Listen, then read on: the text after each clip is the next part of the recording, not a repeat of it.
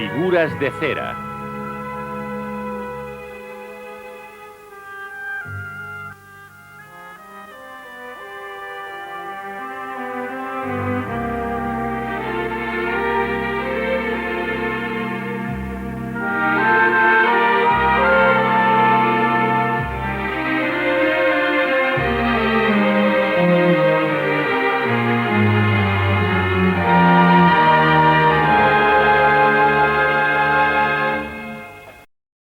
Yo, Miriam Jane Cromer, esposa de Howard Cromer, declaro voluntariamente que en la tarde del lunes 12 de marzo de 1888, en Park Lodge, Kew Green, envenené a Josiah Percival, ayudante de fotógrafo y empleado de mi marido.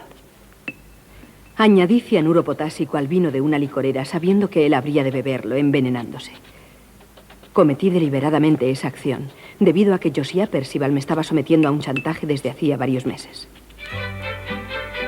En el verano de 1882, yo tenía 20 años y vivía con mi familia en Hampstead. Pertenecíamos por entonces a la Sociedad Artística y Literaria de Highgate. Un día, accedí imprudentemente a posar para unas fotografías en compañía de dos amigas. La dama que nos lo había propuesto era Dorothea Davenant, uno de los principales miembros de la asociación.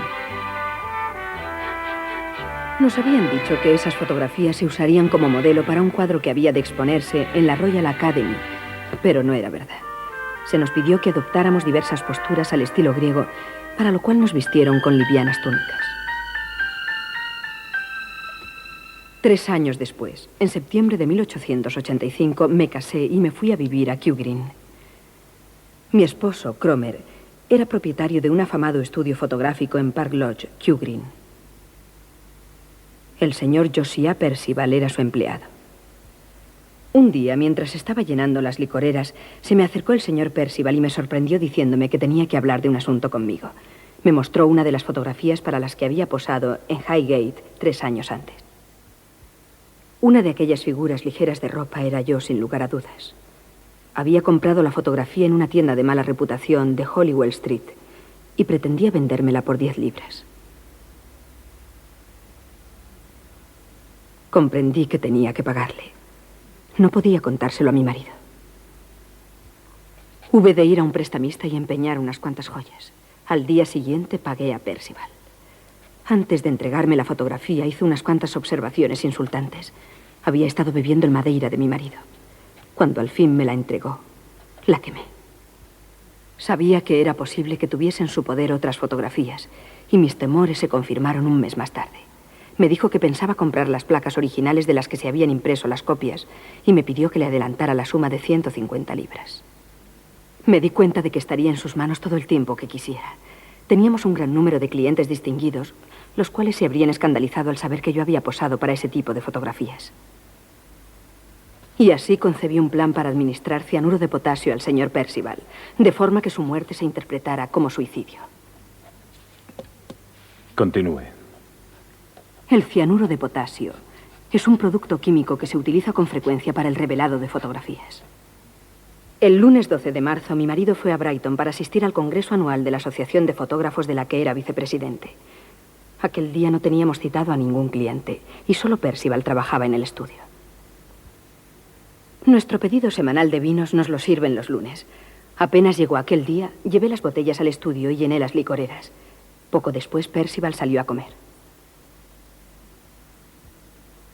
Abrí el armario del veneno y vertí aproximadamente 1/3 del frasco del cianuro en la licorera del Madeira, sabiendo que Percival bebería abundantemente de aquel vino durante la tarde. Volví a poner el frasco de cianuro en el armario y lo cerré. Mi marido me había dicho a menudo que los efectos del cianuro eran instantáneos y desde luego mortales. Salí de casa con la seguridad de que a mi vuelta encontraría muerto a Percival. Al regresar crearía la apariencia de suicidio, colocando el frasco del cianuro junto al vaso de vino y vaciando la licorera, que llenaría después con más Madeira. Pero mi plan fracasó por completo, pues no murió en el acto. 2 criados le encontraron agonizando. El médico diagnosticó envenenamiento debido a cianuro potásico y me preguntó dónde se guardaba el veneno. Yo abrí el armario y le mostré el frasco. Fingí desconocer los acontecimientos que habían desembocado en su muerte. Pero ahora confieso que yo asesiné a Josiah Percival. Juro que es verdad lo que he declarado. Y firmo este documento el día 1 de junio de 1888. Miriam. Jane.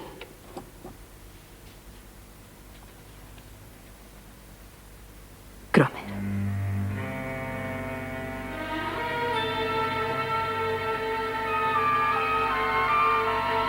James Berry. ¿Aún no has terminado, James? Tiene que estar bien expresado. No quiero que crean que mendigo nada.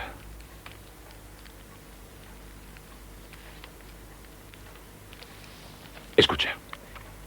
D.J. Tussaud, propietario de la sala de figuras de cera de Madame Tussaud, Marylebone Road, Londres. Estimado señor, no le conozco personalmente, pero tengo entendido que mi predecesor, el difunto William Marwood, cuya imagen en cera ocupa un lugar de honor en su exposición, llevó a cabo negocios con usted en varias ocasiones. Conocerá por los periódicos la inesperada confesión de Miriam Cromer, la envenenadora de Kew, antes del juicio. Una pena, puesto que se esperaba que fuera uno de los más celebrados de estos últimos tiempos. Cuando se dicte la sentencia, visitaré Londres en relación con este caso. Es muy probable que una vez cumplida dicha sentencia, desee usted realizar una figura de cera que represente a la autora del crimen para exhibirla en su cámara de los horrores. Como bien sabe, es privilegio inherente al cargo de ejecutor de la justicia el entrar en posesión de las ropas que visten en este trance los que son objeto del cumplimiento de su triste deber. Tendré mucho gusto, pues, en tratar con usted de la adquisición por parte de su firma de las ropas que lleve la acusada, si es que les interesa. Su humilde servidor, James Berry, verdugo. Como ves, no mendigo nada. Claro que no. Seré yo quien imponga las condiciones. Llevo mucho tiempo esperando una oportunidad como esta. Bill Marwood tuvo suerte. Le tocaron Charlie Peace, Kate Wester y el Dr. Lamson. ¿Cuánto vas a pedir? Gracias, Sara. 20 libras. No es demasiado si piensas la cantidad de gente que pagará por ver la figura de cera. Las entradas para el juicio se vendían a 5 guineas hasta que confesó. Creo que 20 libras es buen precio por esa ropa. Miriam Jane Cromer se ha declarado oficialmente culpable del asesinato premeditado de Josiah Percival. ¿La acusada tiene algo que añadir que pueda impedir que este tribunal pronuncie sentencia? La acusada debe responder. No tengo nada que añadir, señoría. Pues en ese caso me veo obligado a pronunciar la sentencia que marca la ley. Este tribunal ordena que sea usted llevada al lugar de donde ha venido y que desde allí sea conducida al lugar donde se ha de celebrar la ejecución, que consistirá en ser colgada por el cuello hasta que muera. Que Dios nuestro Señor tenga piedad de su alma. ¡Se levanta la sesión!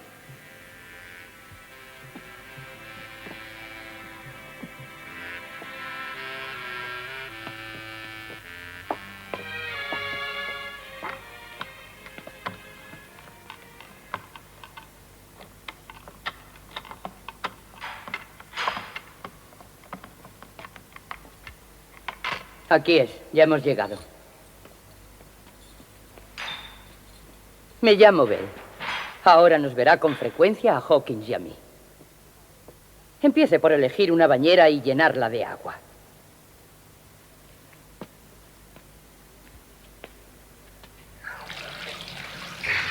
No pierda tiempo. Desnúdese.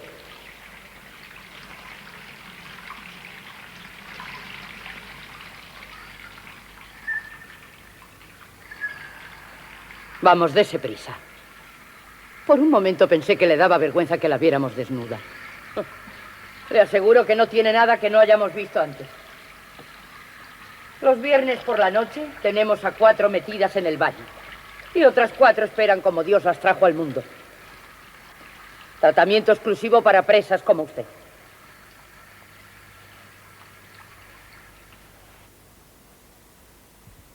Tienen que lavarse de la cabeza a los pies, incluido el pelo. Espere. Ayudaré. No, puedo yo sola. Allá usted. No crea que me vuelve loca tocar el pelo de las presas. Esto no se puede guardar así. Hay que lavarlo.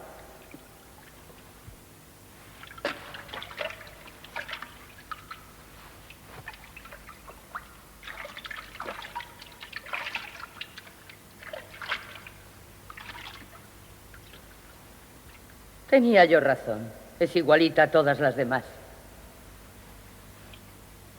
Tenga. Será mejor que se seque. No se nos vaya a morir.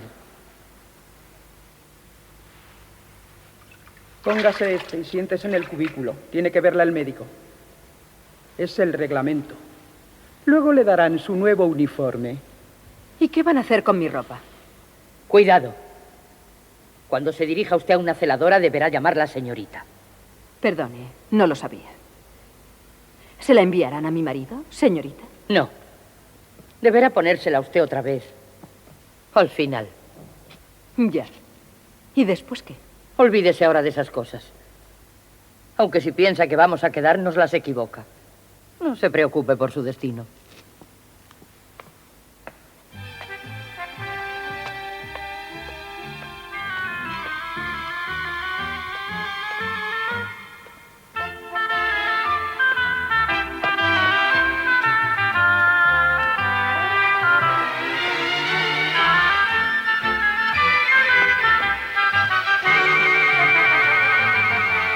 Creel, ¿es usted?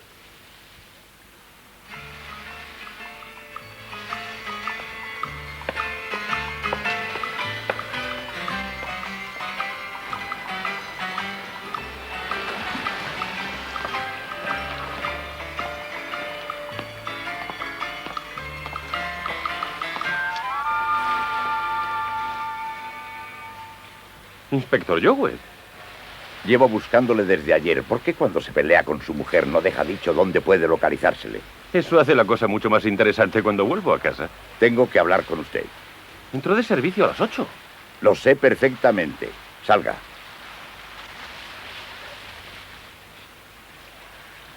Me fastidia tener que molestarle, Crip. ¿Dónde podemos hablar? Hay un restaurante aquí al lado.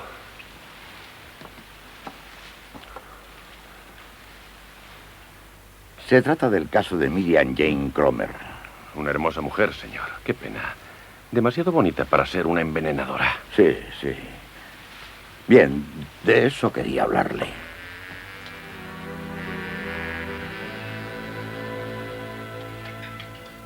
Ella afirma que abrió el armario del veneno. ¿Y qué tiene de extraño? Que solo hay 2 llaves. Una la llevaba Howard Cromer en la cadena del reloj y la otra era de Percival, que aún la tenía en el bolsillo cuando murió. Si hemos de creer la versión que dio Miriam Cromer el día en que asesinó a Percival, tenía en su poder una de esas llaves. La de su marido, que estaba en Brighton y no le hacía falta. Una deducción muy lógica que habría sido aceptada de no ser por esto. Howard Cromer en Brighton. Lleva la llave en la cadena. Es del Photographic Journal del 24 de marzo. El ministro del Interior lo recibió ayer dentro de un sobre sin membrete con matasellos del West Central y sin ninguna explicación. ¿Pertenece esta llave al armario del veneno? Sin la menor duda. Han ampliado la foto para poder examinarla y han comprobado que se trata de una de las llaves. Y la otra en el bolsillo del muerto. ¿Sacaría una copia? Imposible, es una cerradura de pestillo alemana con llaves paracéntricas. ¿No se puede copiar? No. Percival entró en el estudio esa mañana con su propia llave. Después se la guardó en el bolsillo del pantalón. Según la declaración, ella sacó el veneno del armario, aprovechando que Percival salió a comer. Cuando volvió a verle, estaba muerto. Si utilizó la llave de Percival, ¿cómo pudo metérsela de nuevo en el bolsillo cuando ya era cadáver? Si la memoria no me engaña, cuando el médico preguntó por el veneno, Miriam Cromer... Sí, abrió el armario y le mostró el cianuro. Debía tener una llave en su poder. Creo que en esto le llevo cierta ventaja, Creep, puesto que he leído la declaración del Dr. Eagle. Cuando él preguntó por el cianuro, la señora Cromer le dijo que estaba bajo llave en un armario. Fue el propio doctor quien sacó la llave del bolsillo del cadáver y volvió a guardarla después. ¿Se lo han preguntado a Miriam Cromer? No, si trata de ocultar algo, encubrir a alguien, no es probable que nos lo diga. Pero queda un cabo suelto y usted lo quiere todo bien atado. Y en el máximo secreto, Creep. Las consecuencias podrían ser desastrosas si hubiera la menor sospecha de un error judicial. Interpelaciones en la Cámara, la policía convertida en el hazmerreír del país. Necesitamos confirmar que la confesión de Miriam Cromer responde a la verdad. No es normal cometer un delito de perjurio para condenarse uno mismo a muerte. ¿De cuánto tiempo dispone? Así me gusta, Creep. La ejecución será dentro de 11 días.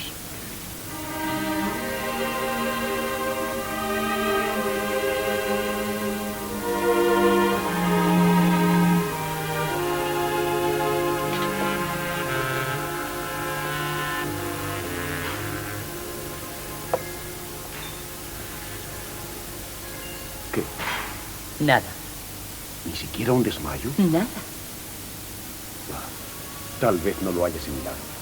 Y todavía puede tardar Dios sabe cuánto. Claro que lo ha asimilado.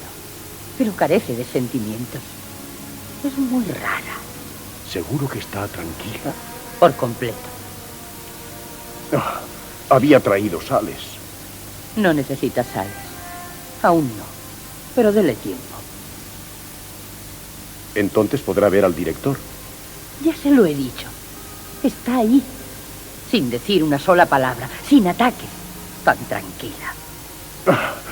Pues no sé qué pinto yo aquí. Le necesitaremos cuando llegue la hora. Levántese. Ese pelo. Acérquese, Cromer.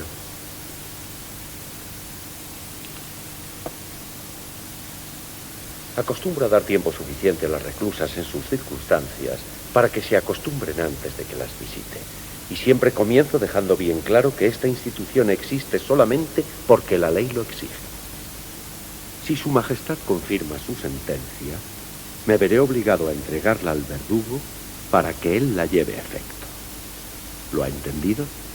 Lo he entendido. Señor. Será el tercer domingo a partir del día en que se pronunció la sentencia. De modo que si no surge nada, habré de entregarla al verdugo un poco antes de las 8 de la mañana del... Lunes 25 de julio. Sin duda tiene esperanzas de que se suspenda la ejecución. Le aconsejo, Cromer, que se quite esas ideas de la cabeza y se reconcilie con Dios nuestro Señor. Sí, señor.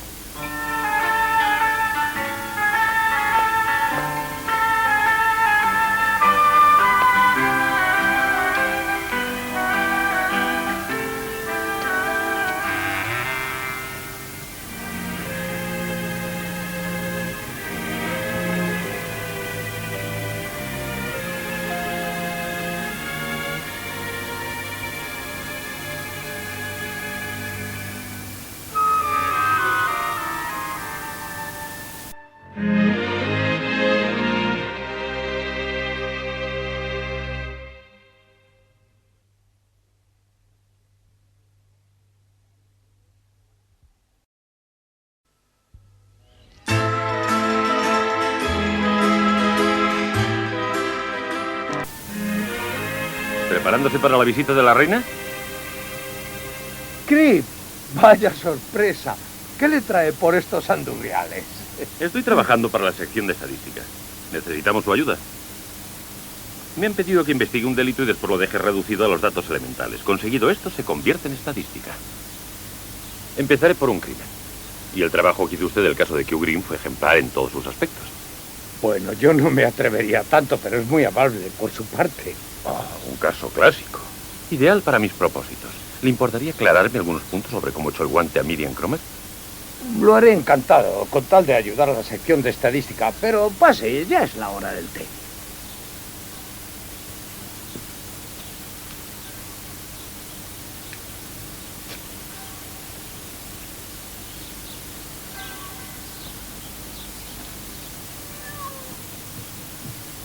Deja que se siente el señor Cripp. Creo que fue usted el primer policía que llegó al lugar del crimen. Cierto, así es. Y debió pensar que se trataba de un suicidio. Igual que lo habría pensado usted. Pero cuando los análisis de laboratorio revelaron 2 días después que la licorera contenía cianuro, cambié totalmente de opinión. Si alguien quiere envenenarse, no pone cianuro en la licorera, se lo pone en el vaso. Evidentemente se trataba de un crimen. El asesino tenía que ser uno de los que vivía en la casa de Parloch, así que les avisé que iba a ir a interrogarles. Luego comprendí que fue un error comunicarles mi llegada. ¿Por qué? ¿Faltó alguien? Estaban todos presentes, incluyendo a Simon Nallingham, el abogado de la familia. Hubiera sido más fácil sin él. Se las sabe todas, ese jovencito. Puso tantos reparos que estuvo cerca de obstaculizar el cumplimiento de mi deber. No lo creerá, pero me llevó más de 1 hora descubrir quién había llenado esa maldita licorera. Miriam Cromer. Sí, pero al final acabó admitiendo que era la encargada de llenar las licoreras cuando llegaba el vino los lunes por la mañana. Como los viernes ya estaban vacías, cada semana debían hacer un pedido. El día del crimen, el vino llegó al mediodía y la señora Cromer lo llevó al estudio. ¿Le contaron algún chisme los criados? Bueno, no era un secreto que la señora Cromer no sentía simpatía por Percival.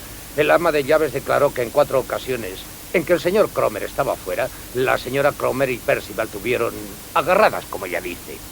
Traté de imaginar qué tendría Percival contra ella. Nunca hubiera adivinado el motivo. ¿Consiguió ver alguna de esas fotos? ¿Qué más hubiera querido yo? No, y fue una lástima. ¿Qué clase de mujer es, en su opinión, la señora Cromer? Creí que estaba aquí para un trabajo de estadísticas. Pero me ha interesado el caso. No hay muchas mujeres capaces de matar. Yo no lo aseguraría. He visto que tenía visita, señor, y he traído otra taza. Buena idea, gente. Usted llegará lejos. Este chico vale. Me recuerda a mí a su edad.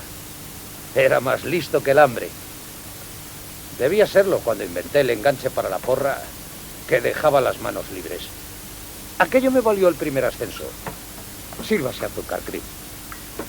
¿De qué estaba hablando? De Miriam Cromer. Ah, sí. Fue un crimen a sangre fría, no cabe duda. Le diré que, en mi opinión, lo que la distingue de las demás es su falta de piedad. Es un témpano de hielo. Apostaría lo que fuera a que no dedica un solo pensamiento a Percival. ¿Por qué cree que confesó? No lo sé. Prometía ser un juicio histórico. ¿Con usted como principal testigo? Sentí no tener una oportunidad en los tribunales. No abundan los casos interesantes aquí en Kew. La fama y la gloria se van a otro sitio. Pero cuando surgen, los solucionamos. Dígaselo a los de Scotland Yard, que mientras ellos se dedican a las estadísticas, nosotros luchamos en las calles contra el delito de día y de noche. ¡Silencio! ¿Cuántos gatos? Sí. Vagabundos. Vienen por la carnicería de aquí al lado. Casos obscenos, gatos vagabundos, todo el espectro del delito, ¿verdad? Señor director, quiero protestar del régimen de visitas. Resulta imposible mantener una conversación con 2 celadoras pendientes de todo lo que decimos. Siento mucho que le moleste, pero es el reglamento de esta sesión. Hasta me han impedido que le mostrara ciertos documentos. ¿Qué documentos? Una copia de la petición que he dirigido al ministro del Interior y un ejemplar del Times. En las cartas A al las director había... reclusas no les está permitido leer periódicos. Se trata de una mujer sentenciada a muerte. Necesita saber qué se hace por ella.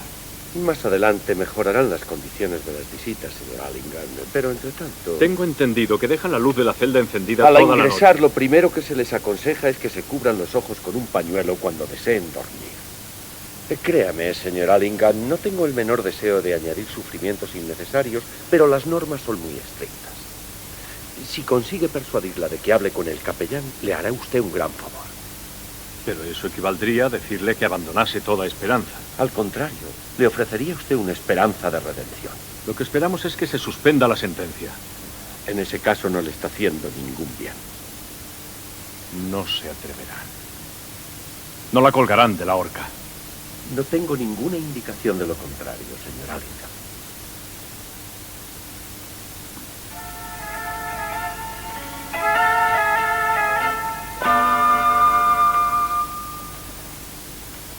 En Le ruego que me disculpe por haberle hecho esperar. Mi criada me ha dicho que se llama Cripp, pero no sé nada más de usted. Sargento Cripp, señor Cromer, de la Brigada de Investigación Criminal. Creí que ya habían terminado ustedes su trabajo en Pavloch. Me han encargado que compruebe de nuevo la declaración de su esposa. Es esta dama, supongo. Sí, el año pasado, en nuestro segundo aniversario de boda. Realmente hermosa, ¿verdad? Le parecerá a usted raro, sargento, en un hombre de mi edad, pero le aseguro que me tiene esclavizado.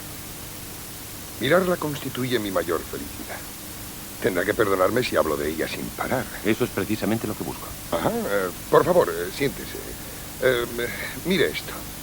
Le hablará con más objetividad que yo. Tome asiento.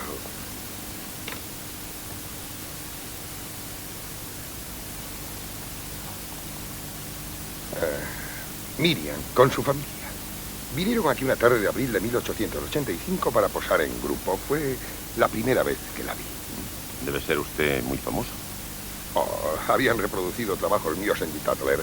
Miriam llamó la atención de su padre sobre ellos. Estas fueron a la semana siguiente. ¿No está preciosa? Algunos de estos los conocía de antes de casarme. Miriam es la del vestido blanco y ese es Simon Allingham, nuestro abogado. ¿Cuánto tiempo hace que le conoce? ¿A Simon? Oh, unos 10 años. Cazábamos juntos con los Herefordshire, un muchacho estupendo. Ha sido un gran apoyo para mí en estos últimos meses. Oh, permítame. Se han pegado las hojas.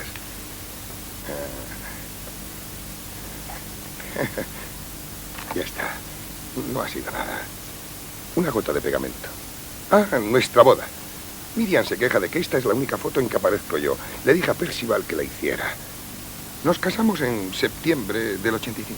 Un noviazgo muy corto. Pero intensivo. En 5 meses hicimos lo de 3 años. Teatros, ópera, Ascot, Henley. Desde luego la costumbre aconsejaba un noviazgo más largo, pero me enamoré de ella desde el instante en que la vi. Y ella me aseguró que yo era el único hombre con el que podría casarse. Ahí está Simon, nuestro padrino de boda. ¿No está hermosísima Miriam? Ella es mi inspiración. En realidad, cuando usted llegó, estaba revelando una foto de sus manos. Procuro distraerme haciendo cosas particulares, claro. Desde que ocurrió la tragedia no he aceptado un solo encargo. Supongo que esa desgracia habrá afectado mucho a su trabajo. Sí. Eso me temo. He oído que montó este negocio sin ayuda de nadie. Sí, todo se lo debo a mi esfuerzo. Trabajo y fuerza de voluntad. ¿Y va a dejar ahora el oficio? Oficio, en este caso no es la palabra adecuada. Es un arte. Y seguiré practicándolo. He progresado mucho en la fotografía. Cuando empecé en los años 60, los caballeros insistían en fotografiarse apoyados en una columna de cartón, con el bombín en la mano y una pierna cruzada sobre la otra. ¿Cuánto hace que vive en Kew? 4 años solamente. Y esta es mi recompensa. Este estudio representa el fruto de una fatigosa siembra, fotografiando a niños malvados vestidos de marinerito. Hubo un tiempo en que trabajé en un barracón de madera en el paseo de Worthing, pero eso que quede entre nosotros. ¿Josiah Percival fue el primer ayudante que tuvo? Sí, el primero que sabía algo de fotografía. Lo tomé en cuanto me trasladé aquí. El más grave error que he cometido en mi vida. Era una víbora. Y no me di cuenta. En lo profesional no puedo reprocharle nada. Pero en lo personal, yo sabía, por ejemplo, que se bebía mi madeira. Aunque se hubiera sospechado que... Pobrecita. Nunca me dijo una palabra de ello, ni una sola. ¿Por qué lo haría? Me lo he preguntado muchas veces. Eso que dijo en su confesión no podía contárselo a mi marido, mi propia mujer. Y no podía acudir a mí en su tormento. Casi todos los casados tienen sus secretos. ¿Había malentendidos entre ustedes? ¿Malentendidos? Tonterías sin importancia. Es cierto que durante los primeros 6 meses de casada tuvo dificultad en adaptarse al matrimonio. Yo tuve la culpa. Ella no. Una vez casado quise a Miriam para mí solo. Verla. Tenerla en casa, hablar con ella. Fotografiarla. Era todo lo que deseaba. No comprendí que mientras yo trabajaba, ella debía aburrirse. Al casarse renunció usted a sus amigos, ¿no? Sí, a todos. Menos a Simon Allingham. Confieso que me preocupaba que Miriam se cansara de mí y encontrara más divertidos a los jóvenes. Soy celoso y posesivo, lo admito. Pero confiaba en su mujer. Era una niña inocente. Lo ocurrido no ha alterado mi devoción por ella. Si la perdiera. ¿Existe alguna posibilidad? Desconozco las intenciones del ministro del Interior. ¿Dónde estaba usted cuando murió Percival? En Brighton, sargento.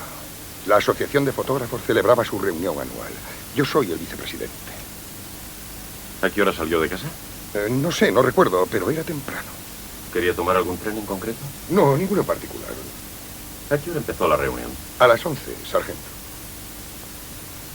Lleva unas 2 horas llegar a Brighton desde aquí. Estaría usted a tiempo, supongo. Los trenes son muy puntuales. ¿Por casualidad es este el mueble donde se guarda el vino? Veo algunos vasos encima y... Oh, discúlpeme, ¿puedo ofrecerle? No, estoy de servicio. Pero me gustaría ver su interior.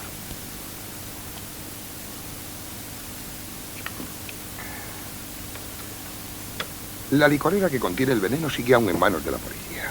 ¿Siempre guardan las licoreras bajo llave? No. Cuando vienen clientes están fuera para ofrecerles una copa. Las personas que no tienen costumbre se ponen muy nerviosas al hacerse una fotografía. ¿Y usted sabía que Percival solía beber de este vino? Digamos que lo sospechaba. Al entrar los criados, le encontraron aquí, con el vaso en el suelo a su lado. ¿Dónde se guarda el veneno? En un armario, en el cuarto de revelar. Sígame.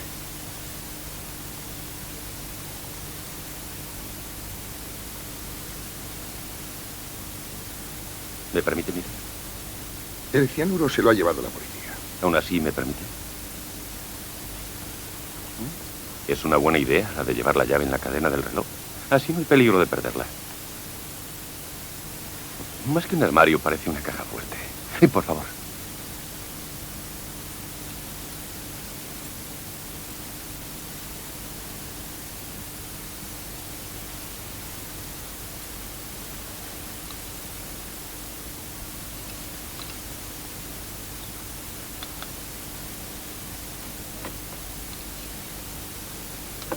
Ajá, cierre automático.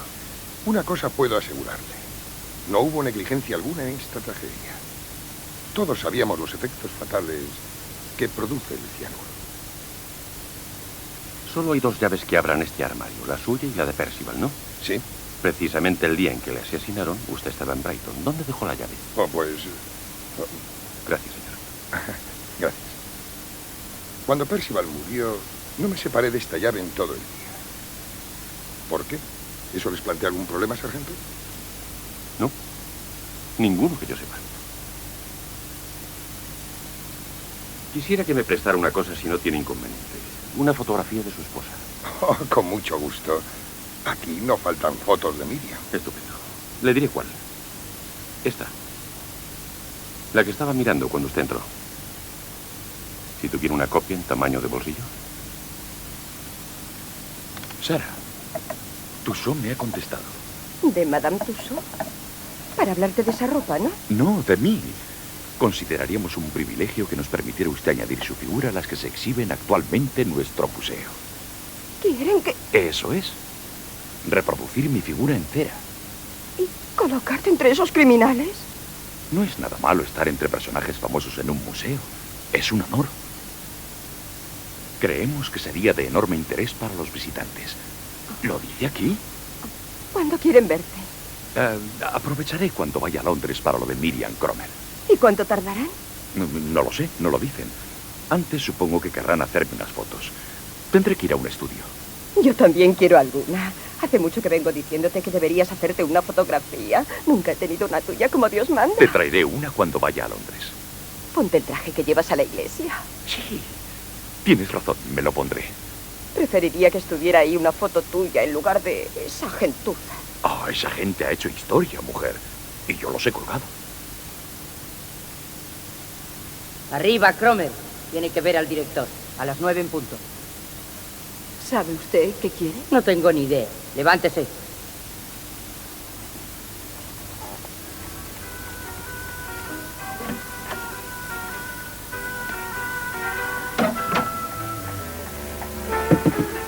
Ya voy.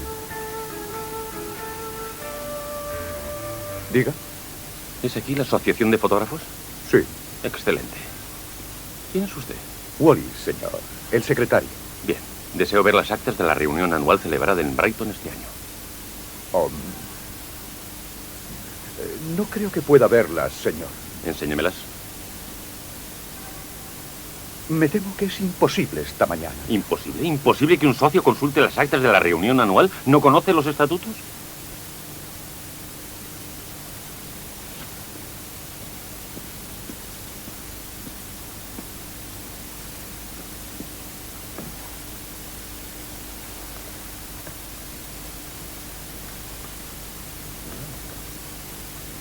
Aquí dice que presidió el vicepresidente y que asistieron 63 miembros. ¿Es cierto eso? Totalmente.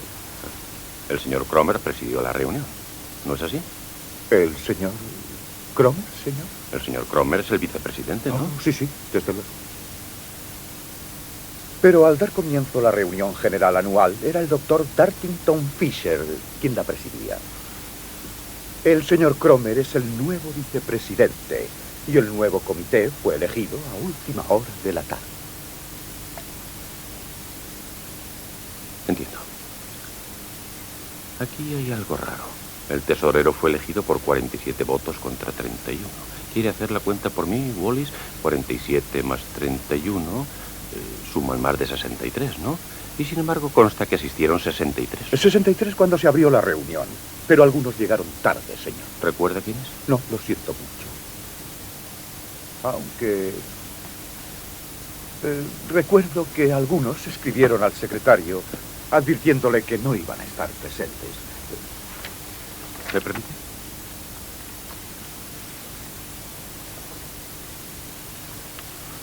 Ajá.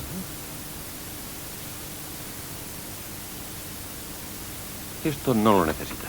Un momento, señor. Perdone, pero no puedo quedarme ni un minuto más. Buenos días. Ahora ya duerme mejor, ¿verdad? El documento que tengo en la mano es del alguacil de la ciudad de Londres. Es la orden de ejecución, que tendrá lugar dentro de una semana a las 8 de la mañana. ¿Quiere sentarse? Esto significa que pasará usted a una celda diferente, aunque con las mismas celadoras. Podrá recibir visitas. La de su marido, la de su abogado, si quiere. Puede hablar conmigo o con el capellán, si algo le preocupa. Le insto de nuevo a que encomiende su alma al Todopoderoso. Siempre acoge a los que se arrepienten de sus pecados.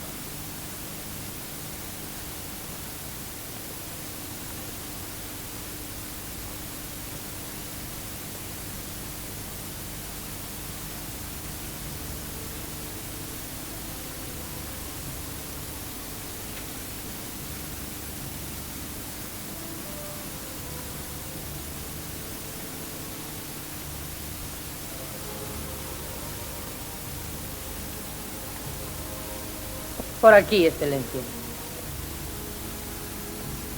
Estará deseando ver su nueva mansión, supongo. Ya llegamos. Aquí.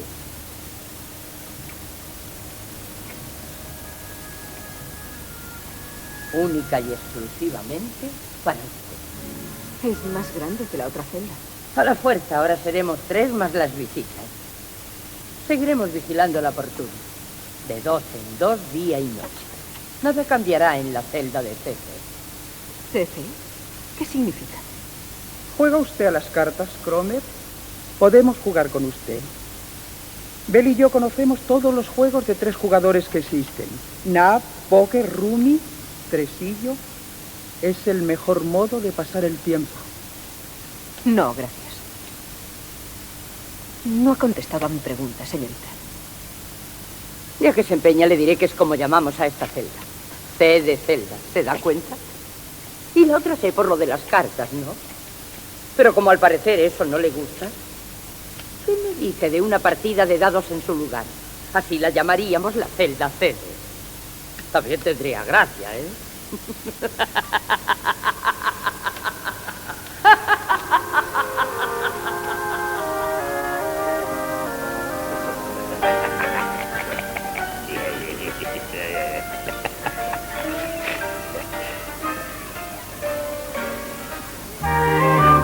Entre esas hay algunas de verdadero valor plástico, señor. ¿No tiene nada más artístico? Pues no, señor. ¿Ha mirado más arriba? ¿Dónde podemos hablar en privado?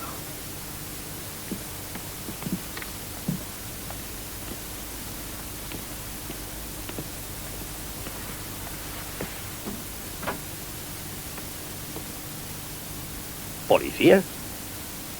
Ya está bien. Vinieron el mes pasado. Mi caso se vio en Bow Street el viernes. Me pusieron una multa de 25 libras. ¿De qué se ríe? Yo no me ocupo de esas porquerías. ¿Cree que me interesan las fotos o escenas que guarda bajo llave en esta mesa? Lo que estoy investigando podría llevarle a la cárcel de por vida. La muerte de un hombre, Brodsky. Asesinado. Vino el invierno pasado a comprar fotos de esta mujer. No la conozco. No la he visto en toda mi vida, se lo juro. Miente. Le compró varias fotos, una la titulada Las Tres Gracias. Yo no le vendí esas fotos. Esta no es la única tienda de Hollowell Street. Hay otras 4 más arriba. Las he visitado. Se equivoca usted, créame. Esta vez no se librará con 25 libras.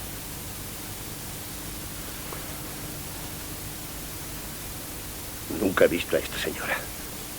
Que me condene eternamente si no le estoy diciendo la verdad.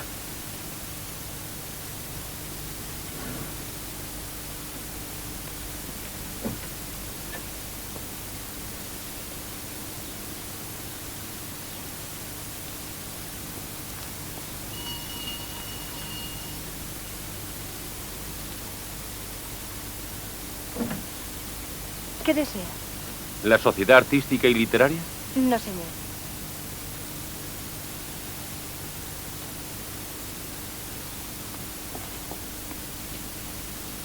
Ah, era aquí, pero ya no. Desde hace 2 años. No se reúnen hace tiempo. Quiero hablar con la señora Davenant. Ah, ya.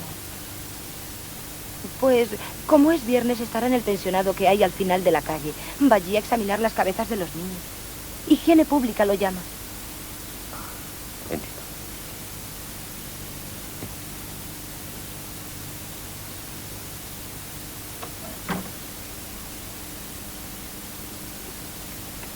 ¿Se refiere a esa mujerzuela de Q? ¿La que envenenó a ese hombre? Lo leí en el Times. Mentira. ¿Qué es mentira? La confesión que hizo. Patrañas, mentiras indignas. Relacionar mi sociedad y mi nombre con ese sucio asunto. De creer lo que decía el Times, la sociedad existía con el único propósito de corromper a niñas inocentes. Les demandaré, naturalmente. Otro. ¿Recuerda si Miriam Cromer era miembro de la sociedad, señora? No lo recuerdo. Entonces solo tenía 20 años y usaba su apellido de soltera, Kilpatrick.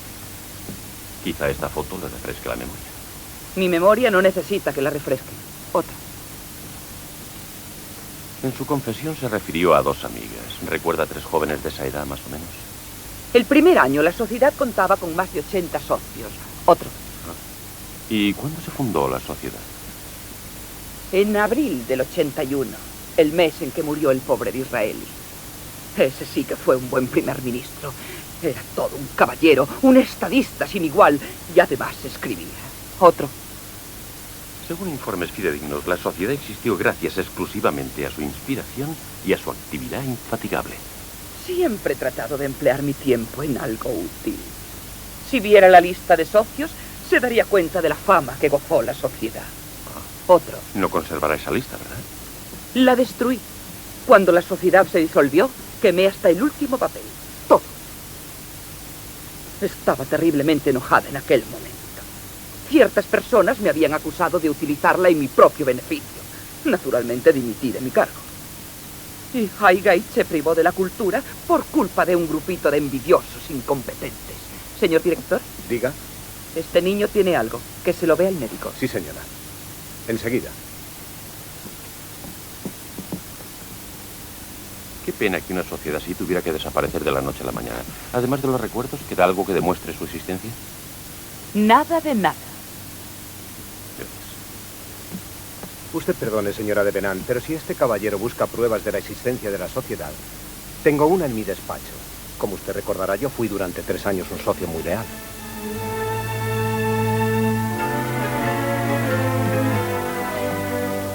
En cierta ocasión hicimos un viaje a Hampshire para visitar el lugar donde residió John Keats, nuestro gran poeta romántico, antes de irse a Italia. Y unos cuantos posamos para un retrato. No sé si resultará de algún interés para usted. Por desgracia, la mayoría me es desconocida. A veces en estas fotos de grupos, los nombres de los retratados están escritos al dorso. Me pregunto si... Lo siento, pero al dorso de esta no hay nada. Compruébelo. Con permiso.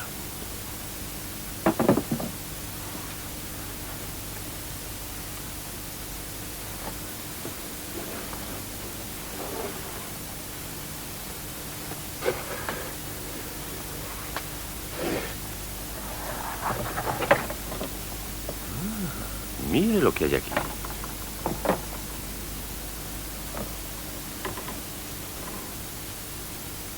Señorita M. Kilpatrick.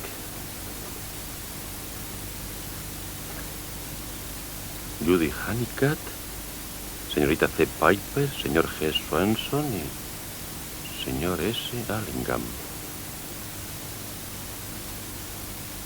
Sabiendo ya cómo se llaman, ¿recuerda usted algo?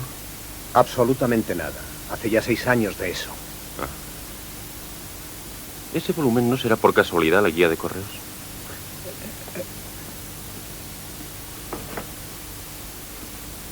No se preocupe, no pienso cortarlo.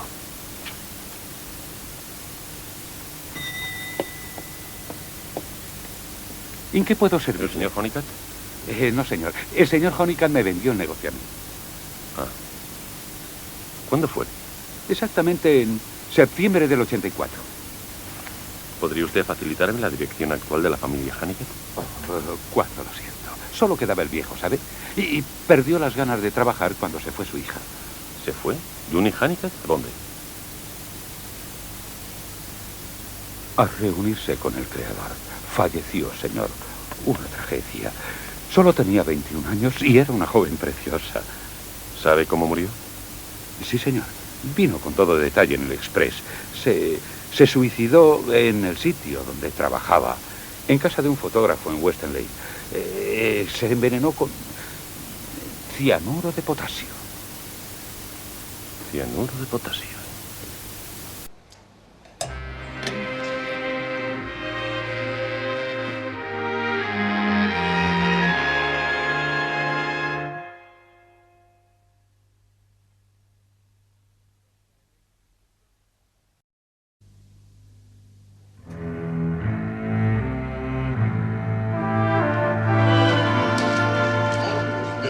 La figura de Miriam Cromer está casi terminada. La expondremos en el museo en el momento en que sepamos que usted ha terminado su tarea. Espero que acuda mucho público el lunes por la mañana. Una asesina constituye siempre una gran atracción. Para mí es un trabajo más, señor Tussaud. No hago distinciones entre hembra y varón, salvo para calcular el peso. Hay un gran movimiento de simpatía hacia la señora Cromer. Los periódicos publican muchas cartas de protesta. En mis manos no sufrirá nada. Es un trabajo científico. Sabemos hacerlo bien y muy rápido. Nada de chapuzas. Sí, claro. Verá, señor Berry, respecto al asunto que nos ocupa, nos gustaría que empezara usted a posar para la figura esta misma tarde. Queda hablar de mis honorarios. A las figuras de la Cámara de los Horrores no acostumbramos a compensarlas por ese honor, señor Berry. Suelen estar muertas, excepto usted, claro. ¿Qué le parece si le abonáramos unas 100 libras? Considero que es una cifra satisfactoria. A mi esposa le gustaría tener una copia de mi figura cuando esté terminada. Dice que la pondría en el salón, en una vitrina de cristal. Pero yo le he dicho que me haré unas fotografías aquí en Londres. Tendrá que contentarse con eso. ¿Ha elegido ya fotógrafo? Había pensado ir al estudio de Cromer. ¿Cromer? El marido de la señora en cuestión. Sigue trabajando. Es curioso. Se ve que está muy identificado con su trabajo. Le confesaré que a menudo he visitado el lugar donde ocurrió el crimen. Son historias que podré contar a mis nietos. Claro. Y también podrá traerlos aquí para que vean su figura entera. Se convertirá usted en un objeto de auténtica veneración. ¿Sabe, señor Barry? A veces, al efectuar la limpieza de las figuras, encontramos pañuelos dentro de los bolsillos. Pañuelos de señora, con puntillas y oliendo a delicado perfume. Hay gente morbosa, ¿no cree, señor Tussaud? ¿Y dice usted que eran 3 señoritas, Cribb? Miriam Kilpatrick, Juni Honeycutt y C. Piper. Desconozco el nombre. Constance, Carol, Charlotte. ¿Y cree que fueron esas 3 a las que engañaron para que posaran para fotografías indecentes? En la confesión se mencionaban 3. Así que fue usted en busca de Judy Honeycutt y descubrió que había muerto. Envenenada con cianuro. Despertó mi interés el fotógrafo, el señor Duquesne, el jefe de la señorita Honeycutt. Maldita sea, nuestro trabajo consiste en investigar la muerte de Percival y no disponemos de mucho tiempo. De modo que fui a Hampstead con intención de visitar al señor Duquesne, pero ya no reside allí. Lo cierto es que parece haber desaparecido como por ensalmo. Mi teoría es que cuando Julian Duquesne se fue de Hampstead, instaló un estudio fotográfico en Kew, pero no con el nombre de Julian Duquesne. ¿Con el de Howard Cromer? Cuando interrogué a Howard Cromer, se mostró más que deseoso de colaborar. Pero no pudo decirme la hora en que salió para Brighton. Solo dijo que salió temprano aquella mañana, y no le esperaban allí hasta las 2:30. Cuando me enseñó el álbum, trató de darme la impresión de que había conocido a Miriam el día en que fue con su familia al estudio de Kew para una fotografía en grupo. Eso ocurrió en abril de 1885, y sin embargo la conoció 3 años antes. ¿En qué se basa para hacer esa afirmación? El álbum me inspiró sospechas. La fotografía de su boda, que había tenido lugar 2 años antes, estaba entre 2 hojas pegadas por una gota de engrudo, lo que significaba que no la había mirado desde entonces o que la había pegado recientemente. Eso me hizo pensar que había confeccionado el álbum con el fin de engañarme. ¿No cree que es mucho deducir de una gota de pegamento, sargento? Ese no es el único motivo, señor. En la foto que vi en el colegio aparecían las 3 jóvenes y con ellas Simon Allingham, el más antiguo amigo de Cromer. Si Allingham conocía a Miriam en el verano de 1882, es de suponer que también conociera ya a Cromer. Su razonamiento no vale. ¿Sabe de qué es culpable? Post hoc, ergo propter hoc. ¿Cómo? ¿No sabe usted latín? Bueno, no importa. Significa que su razonamiento se basa en una falacia. Está usted convencido de que Cromer no es quien pretende ser y maneja los hechos de forma que coincidan con esa idea preconcebida. Posible que esté implicado en la muerte de Percival. Si se encontraba en Kew aquella mañana, pudo colocar el veneno con la misma facilidad que su esposa. Más aún, puesto que tenía una llave del armario y ella no. Sargento, vuelvo a repetirle que a pesar de que en su teoría haya algo de cierto, no convencerá al Ministerio del Interior sin pruebas contundentes que lo demuestren. ¿Y de dónde va a conseguir esas pruebas? De Miriam Cromer, señor. ¿A qué diablos viene eso? Hoy es jueves y su ejecución está fijada para el lunes. Nuestro informe debe estar terminado mañana por la noche. No queda mucho tiempo para ir de casa en casa averiguando qué hizo Howard Cromer la mañana del crimen. Miriam Cromer puede decírmelo. Permítame interrogarla. Eso es imposible. Está en la celda de los condenados.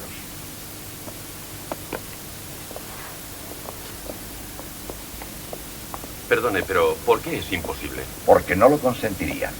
Pero si es en interés de la justicia. La justicia ya ha tenido su oportunidad, sargento. Lo único que se nos pide ahora es que averigüemos cómo lo hizo. ¿Lo entiende? Después de todo, se ha confesado culpable. Deje que el verdugo cumpla con su obligación el lunes. Si después de haber sido ejecutada alguien pone en duda su culpabilidad, será preferible que las investigaciones no hayan estado en contra de la confesión de la acusada.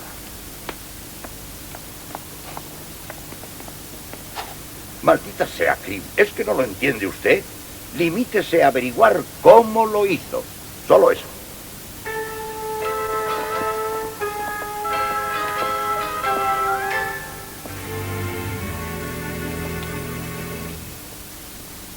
Tiene usted una visita.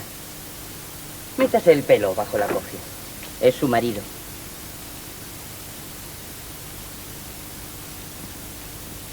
Amor mío. Guárdate tu amor y dime qué está ocurriendo. Sí. Sí, claro. La petición ha llegado esta misma tarde al ministro del Interior. Lleva 13.000 firmas solicitando tu amnistía. Una avalancha de cartas de condolencia. ¿Condolencia? ¿Por qué? No estoy muerta todavía. No, perdona. Estoy convencido de que se hará justicia. Bueno... Sé lo que quieres decir. Howard, ¿ha ocurrido algo más? Dímelo. He recibido 2 visitas esta semana. El domingo al sargento de policía. Fue a casa a hacerme un montón de preguntas. ¿Sobre qué? Quería saber qué tren había cogido para Brighton. ¿Y qué le dijiste? Ya me conoces. Soy un desastre para las horas. Le enseñé dónde se guardan las licoreras y quiso ver el interior del armario del veneno. Insistió en abrirlo él mismo con mi llave. ¿Quedó satisfecho? Eso me pareció. Pero ha ocurrido algo más. Estoy convencido de que la investigación continúa. ¿Y la segunda visita? Fue ayer por la tarde. Un tipo fuerte con barba y la cara llena de cicatrices. Dijo que quería que le hiciese una fotografía. ¿Te hizo preguntas? Sí, demasiadas tal vez. Solo le faltó sacar la agenda para anotarlo. Mostró un gran interés por la habitación en que había ocurrido el suceso, como él lo llamó. Le hice la fotografía y me dio una dirección de Bradford para que se la enviara. Puede que de la comisaría. Qué raro. ¿Para qué enviarían otro policía?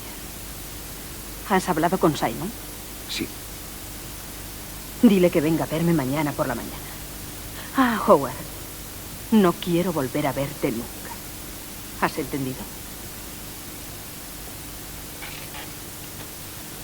Howard.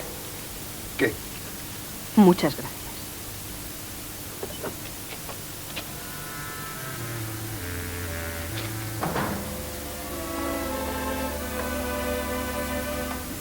Hemos llegado, Creed.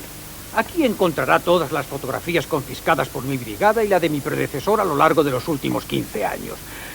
A su disposición, poses artísticas, retratos en grupo, toda la loca alegría del sexo.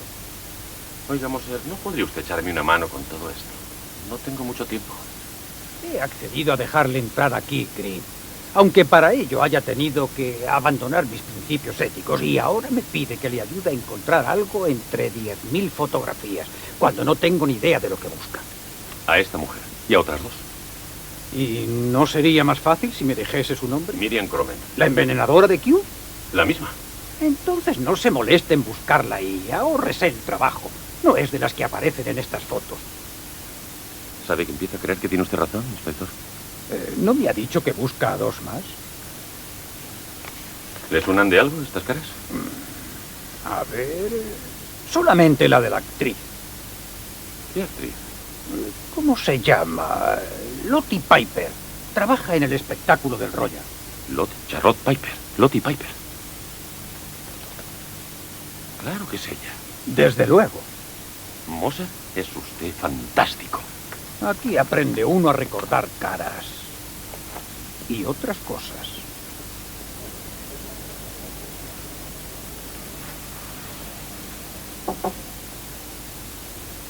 Pasa, cariño. Señorita Piper. ¿Qué cariño en concreto eres tú? ¿Puedo entrar? No he conocido a un hombre que no pudiera. No es lo que usted cree, señorita. Soy policía. ¡Oh! Tengo el carnet. Ya veo que lo que no trae es champán. 5 minutos, señorita Piper. Gracias. Lo siento, pero tengo mucha prisa, agente. Quiero que mire esta fotografía. ¿Reconoce a esta joven? Claro. A quien no reconozco es a usted. Perdone. Detective Sargento Creed, de la criminal. ¿En serio? No creí que aún estuvieran investigando ese asunto, sobre todo después de que la confesión de Miriam apareciera en los periódicos. Van a ahorcarla el lunes, señorita. Se han presentado varias apelaciones al Ministerio del Interior y quiero saber si hay algo que sirva para su defensa. No me diga que ahora ha decidido negar su culpabilidad. Vamos. Aquí soy yo quien hace las preguntas. Ya he leído la confesión en los periódicos. Parte de ella se refiere a usted. No daba su nombre, pero... Bueno, ¿se trataba de usted?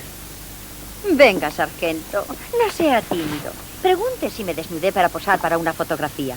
No crea que voy a ruborizarme después de los años que llevo en la revista. Lo que hiciera o no hiciera, a mí... ¿No le interesa? ¿No es usted muy galante? Dígame, ¿ha visto alguna de esas lamentables fotografías? No. Pues le aseguro que si eran como yo las recuerdo, no tenían nada de particular. No consigo adivinar por qué Miriam se tomó el asunto tan a pecho. Llegar hasta envenenar a un hombre por algo así. ¿Cuándo se afilió usted a esa asociación artística? Cariño, no tengo la menor idea. Siempre olvido las fechas. Solo me acuerdo de que con el bullicio de las conversaciones, aquel salón nos parecía entonces el Café Royal. Era lo más distinguido que había visto nunca. ¿Y aquel asunto de las fotografías cómo surgió? Ah, pues una de las fundadoras de la sociedad era amiga personal de Sir Frederick Leighton. Sabía que el gran artista estaba buscando unas cuantas señoritas elegantemente proporcionadas que posaran para un cuadro de tema clásico. Nos dijeron que el ayudante de Leighton haría el boceto preliminar. Y la tarde siguiente, cuando nos presentamos las tres en su estudio, descubrimos que el tal ayudante no era un pintor, sino un fotógrafo. Llamado Julian Duquesne. Como se habrá imaginado, Sir Frederick era ajeno a todo este asunto. ¿Por casualidad no sabrá usted cómo es que Judy Hanica trabajó para Duquesne? Estamos en un país libre. Nadie podía prohibírselo. Vamos, Lottie, así no me ayuda. Judith ha muerto y Miriam está en la celda de los condenados.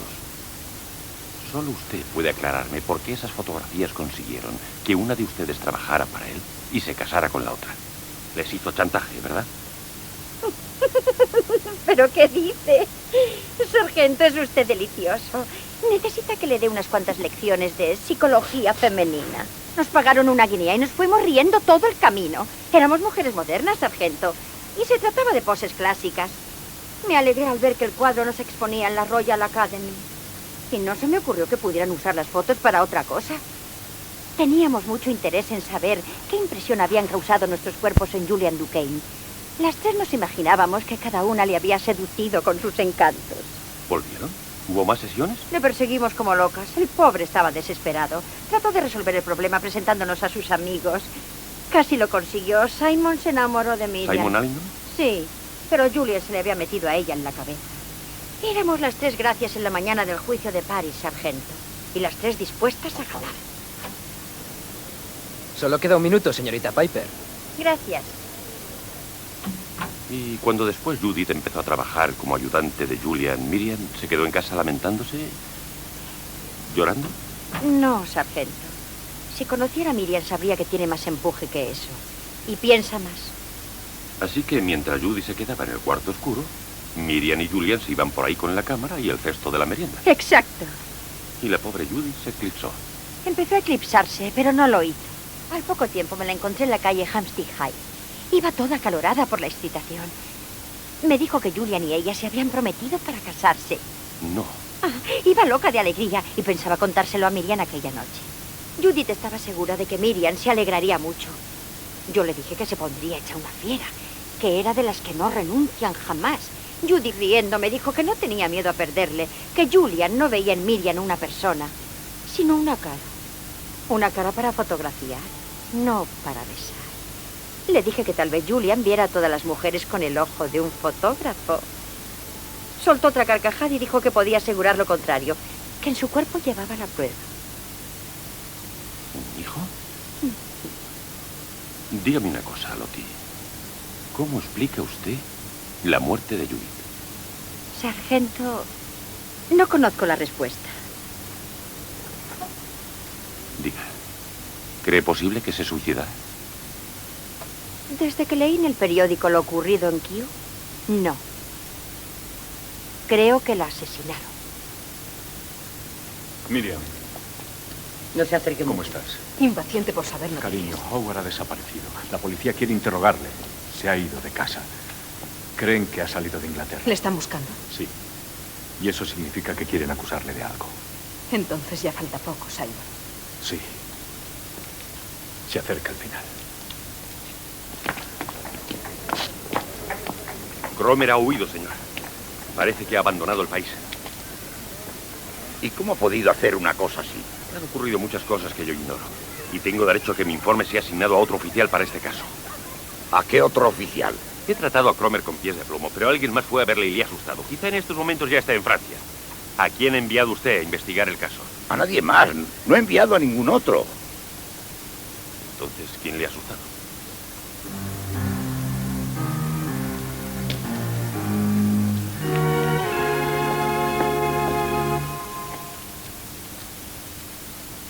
Si Cromer ha salido del país, le hemos perdido. No se puede hacer que vuelva sin una orden de extradición. Y para conseguirla se requiere una acusación muy grave, como asesinato. Y no puede acusar de asesinato a un hombre cuya esposa se ha declarado culpable de ese mismo crimen. No, es cierto. A menos que consigamos un indulto para su mujer. Usted está planeando algo. ¿Qué es? Que me consiga un permiso para entrar en la celda de los condenados. Tengo que hablar con Miriam Cromer. No pueden tocarse. Simon, si pudiéramos volver a empezar. Miriam, querida, te juro que nada me gustaría más que eso. Pero ahora debes apartar esos pensamientos de tu mente. Hay un modo, Simon.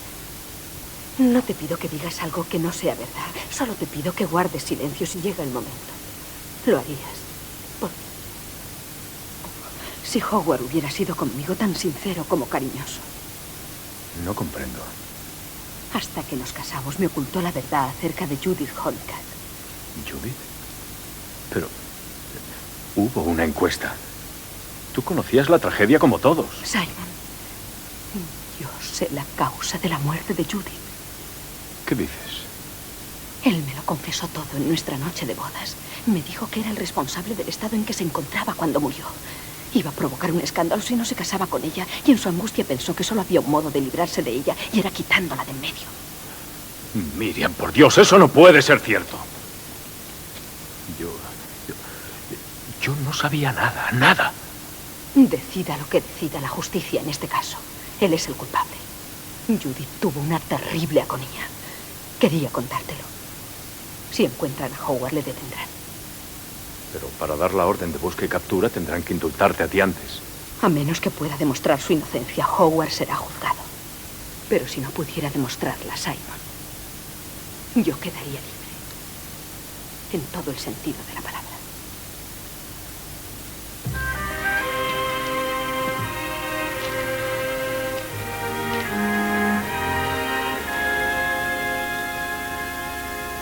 Le aseguro que esto no tiene precedentes, sargento Crick. Nunca he hablado con un prisionero condenado a muerte. Espero que sepa usted lo que hace. Dígame, ¿cómo lo aguanta? Su visita no va a mejorar nada. Ahora está con el director. Inspector jefe Jowell, ¿quiere comenzar? Mi ayudante, el sargento Cribb, hará las preguntas. Por favor, siéntese, sargento Cribb.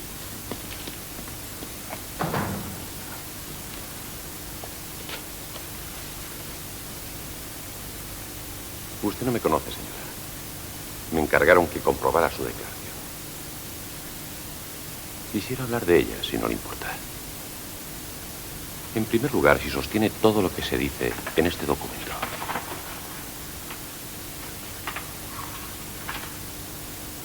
Desde luego que sí.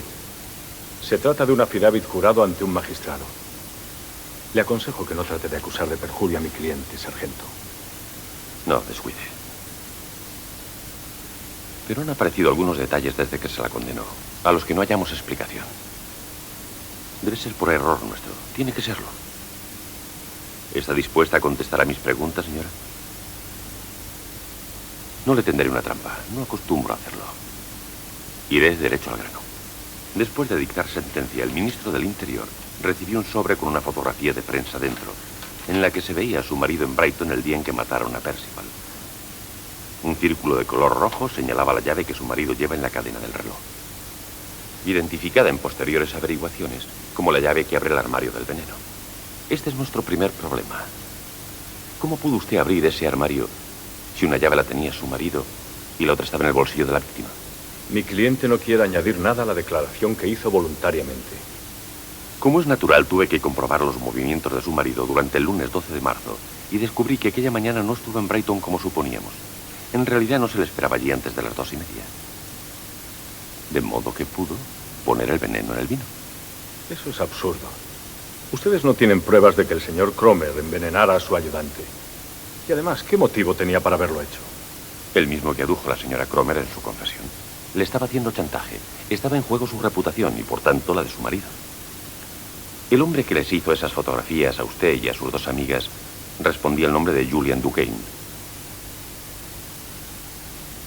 ¿No es cierto? ¿Y eso qué tiene que ver? Usted debería saberlo, era su mejor amigo. Y su marido, señora. Tengo razón, ¿verdad? Por desgracia para usted, esas fotos cayeron en manos de Josiah Percival, quien afirmó haberlas adquirido en Holywell Street. Supongo que mencionaría esa calle de mala nota para asustarla. Usted hizo una serie de pagos a Percival durante unos 4 meses, pero no le dijo una palabra a su marido. Me gustaría saber por qué. Lo explicó con toda claridad en su affidavit. No tenía ninguna utilidad práctica incluir en el chantaje a Howard. Eso ya lo sé, señor, pero lo que me imagino es que no eran solo las fotografías lo que alarmaría al señor Cromer, sino su relación con West Hastel y con la muerte de Judy Hanica, envenenada con cianuro potásico. Se celebró una encuesta. Dijeron que Judith se suicidó. Pero hay algo que no quedó claro en esa encuesta. No se informó al juez de que en el momento en que murió, Judy Hanica estaba prometida a Julian Duquesne. ¿Qué? ¿Y eso cómo lo sabe? Porque se lo dijo a Lottie Piper. Lottie ha hablado con usted. Ayer. Lottie nunca me tuvo simpatía. Estaba celosa porque Howard me eligió como modelo. Me quería a mí y no a Lottie ni a Judith. Judith estaba esperando un hijo. Y Howard la envenenó. Miriam. ¿Por qué negarlo? Era una cualquiera, peor que las que trabajan en las calles, porque su precio era el matrimonio. Te aconsejo que no sigas hablando. ¿No te das cuenta de que si no hablo ahora me colgarán, Simon? Demasiado he callado. No pueden acusarme de ser desleal con mi marido. Huyendo se ha condenado él mismo. No quería que se descubrieran las verdaderas circunstancias que rodearon la muerte de Judith. Cuando le dije que Percival se proponía ir a Hampstead para buscar los negativos de aquellas fotos, se quedó aterrorizado. Estaba seguro de que acabarían haciendo muchas preguntas sobre Judith y sobre él. Pensó que su detención sería inevitable si no actuaba enseguida. Así que, en lugar de ir a Brighton aquella mañana, se quedó en Park Lodge y puso el veneno en la licorera. Mi marido mató a Josiah Percival. Fue él. Soy inocente.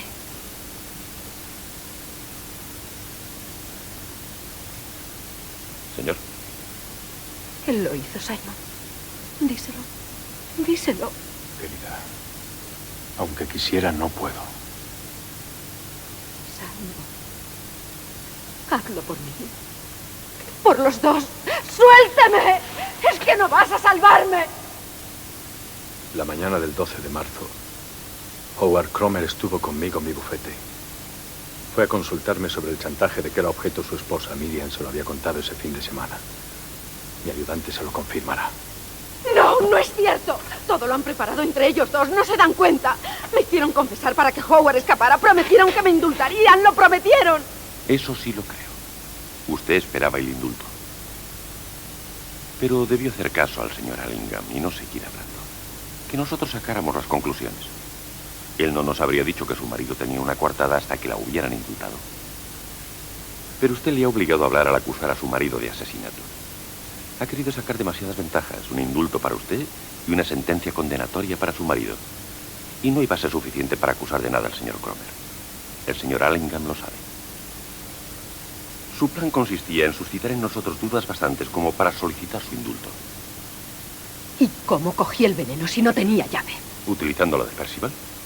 Se la pedí, ¿no? Y él me entregó el instrumento de su destrucción. Así es, en efecto, como ocurrió, señora. Excepto que no fue el armario del veneno el que usted le dijo que iba a abrir, sino el mueble donde tienen las licoreras. Su marido había salido cuando llegó el vino. Así que usted le pidió la llave a Percival. Una petición inocente y a la que él no podía negarse por la cuenta que le traía. Percival tenía todas las llaves en un llavero, y entre ellas la del armario donde se guardaba el veneno. Pero le devolví las llaves después de abrir el mueble. Y de haberse guardado la del armario del veneno, que sacó sin que le viera. Ya que usted lo sabe todo, explíqueme entonces cómo encontraron esa llave en el bolsillo de Percival cuando estaba ya muerto. Creo que fue así. Cuando usted regresó a Park Lodge, se encontró allí con el médico y con Percival muerto. Usted aún tenía la llave cuando el médico le pidió que abriera el armario. Pero fue lo bastante lista como para decirle que las llaves estaban en el bolsillo de Percival. Él las sacó y se las entregó para que hiciera su encargo. Usted la sostuvo con la palma de la mano de forma que pareciera que la llave que estaba suelta iba dentro del llavero.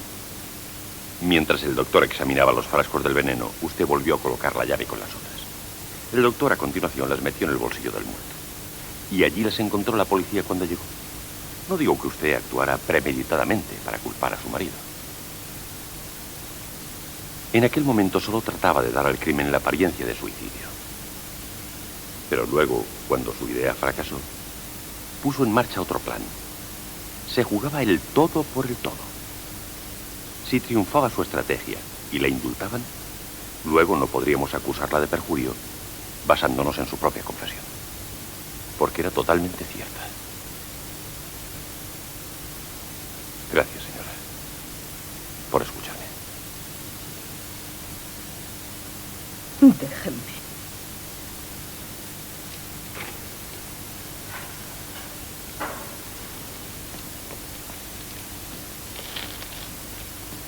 Miriam. ¡Déjame! ¡No quiero volver a verte! Dile a él que no aparezca. ¡Fuera! ¡Fuera! ¡Fuera! ¡No!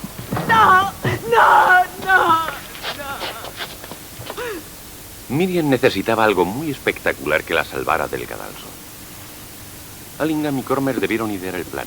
Si Howard huía como si fuera culpable, nos veríamos obligados a pedir su extradición, para lo que previamente habría que indultar a Miriam Cromer. En cuanto fuera indultada, él se entregaría. Solo entonces anunciaría que tenía una coartada para la mañana del crimen, y Simon Allingham podría confirmarlo. Demostrando la culpabilidad de su mujer. Otra fue convict. ¿Cómo ha dicho? ¿No sabe francés? Es una expresión legal del derecho consuetudinario. No se puede juzgar dos veces por el mismo delito. Aunque supiéramos que Miriam era la asesina y la lleváramos ante un magistrado, ella habría alegado otra fois convict y habría quedado libre. Conozco muy bien la ley, sargento. Es la terminología lo que no recordaba. Sí, señor. El plan era muy astuto y difícil de desenmarañar. ¿Eso le ha parecido, sargento? ¿Y qué me dice de Judy Honeycutt? Miriam Cromer también la asesinó, igual que a Percival, señor. Dos crímenes, ¿eh? En aquella época ya había decidido que Howard tenía que ser para ella.